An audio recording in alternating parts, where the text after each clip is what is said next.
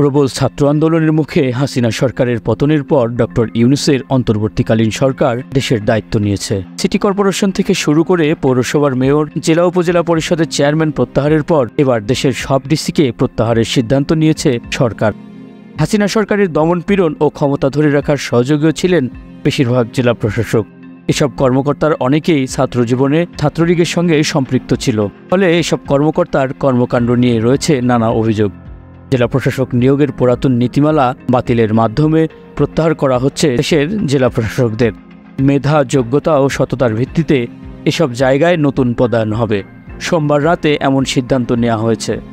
বিষয়টি নিয়ে মঙ্গলবারের মধ্যে ঘোষণা আসতে পারে।